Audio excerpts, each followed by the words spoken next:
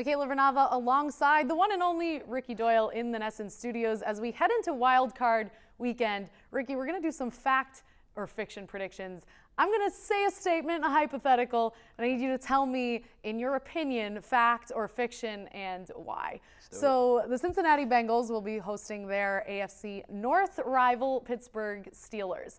Now, D'Angelo Williams has been a key factor for the Steelers offense all season, especially when Le'Veon Bell went out with that season-ending injury, but now Williams is a question mark heading into this game as he's dealing with an ankle injury. Fact or fiction, the Steelers' offense will be okay without him if he can't go? I'm going to say fact. If I've learned one thing this season, not just with the Steelers, but several other teams across the league, that don't overreact to these running back injuries. I mean, obviously, some of these running backs are key parts of the team, but I mean, you look across the league, Le'Veon Bell, as you mentioned, Jamal Charles in Kansas City, Marshawn Lynch in Seattle.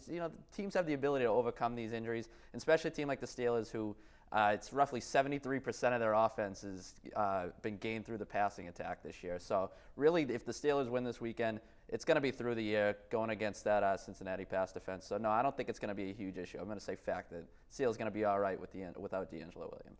All right, well, the Steelers' defense hasn't exactly been anything to write home about this season, but on the flip side, they are going up against rookie A.J. McCarron. Fact or fiction, Steelers' defense will be able to shut him down? I think they'll do enough. We really don't know what A.J. McCarron's going to bring to the table in this game. Obviously, his first taste of playoff action. And the Steelers kind of have a bend, don't break thing going on with their defense. The secondary, there are issues. I mean, it's the worst pass defense of all the teams in the playoffs. Third worst in the league overall this season. So, yeah, if you're going to beat the Steelers, it's going to be through the year.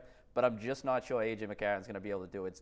This would be a much different game if you have a healthy Andy Dalton. But I think this is why ultimately I'm probably going to give the Steelers the edge. But we'll get to that.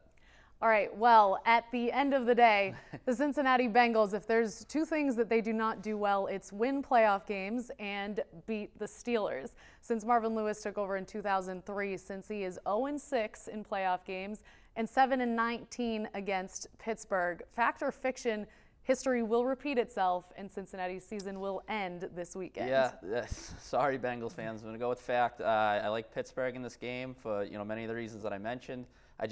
Ultimately, to me, it comes down to a quarterback battle because the way to expose both of these defenses is through the air, and I just have much more faith in Ben Roethlisberger. Give me the guy that's won a couple Super Bowls over a guy that hasn't started a playoff game. So, yeah, I like the Steelers in this game, even though they're going on the road, and it should be a tight one, though. Divisional games always are. All right, Ricky, thanks very much. Make sure to keep it on Nesson.com for all your NFL news throughout the playoffs.